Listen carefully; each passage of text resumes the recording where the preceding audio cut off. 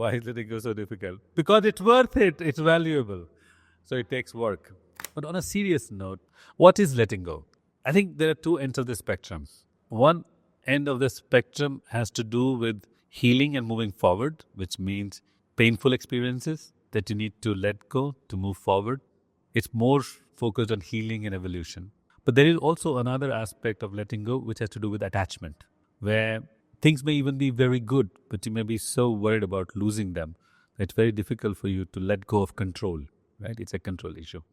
So you see, the way human consciousness works is that we don't like uncertainty.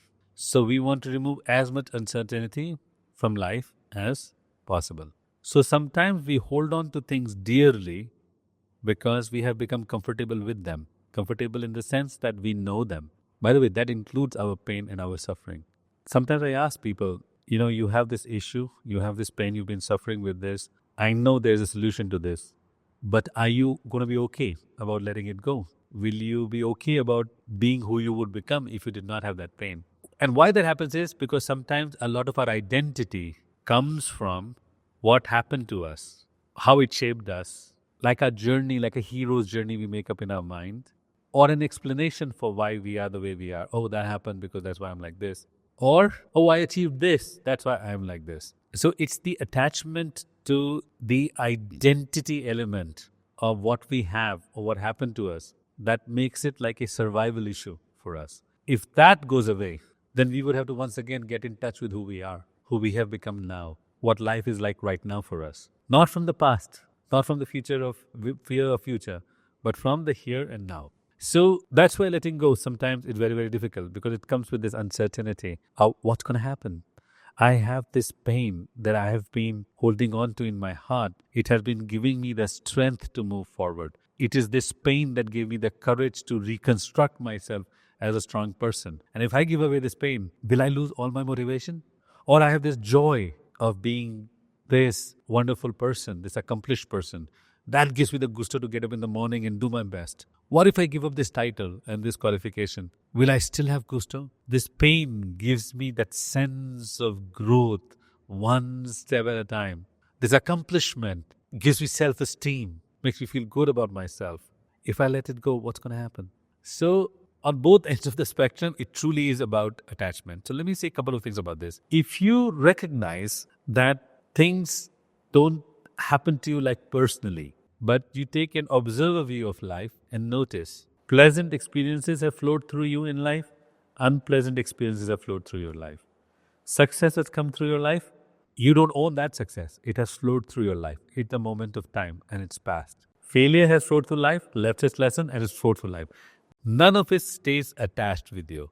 When you look at life as an observer, you begin to notice that you have the ability to learn and grow from all pleasant experiences and all unpleasant experiences. And you bring in curiosity about what is next for me in life. So letting go is always difficult because of the uncertainty that comes after it. So if you have a degree of curiosity about, okay, I'm curious about what more life has to offer to me, and you're able to transcend the fear of that ego or what you've become comfortable with as your definition, whether it's from pain or suffering or from titles and accomplishment, that's when that curiosity, that hope for the future, that excitement to see what is next, that actually makes it possible to let go. The other thing that makes it possible to let go is recognizing that holding on to the past is like drinking the poison and expecting other people to die. If you hold on to pain or suffering, you are continuously every day drinking the poison, but no one's dying except you. It also needs that deep down in pain and suffering, there's also a part of righteousness, that you were right. You were persecuted. Life was unfair to you, or they were wrong. And in some way, at some level, by holding on to that pain, you are settling that score. But if you see this for the lesson of life that you needed to learn, and bring some self-love to that process, then healing becomes possible. When you begin to heal, you automatically let go. Letting go or holding on to pain and suffering and healing at the same time is not possible. For healing to arise, you have to be willing to let go. Forgiveness, acceptance, These are all the tools. So the right question really is, of course, letting go is very, very hard because it's a survival issue, about our identity, which has been shaped by what happened to us or what we accomplished. And that has got to die if we have to move forward. Another important aspect of that then becomes is, how do we let go? That begins by realizing everything is impermanent.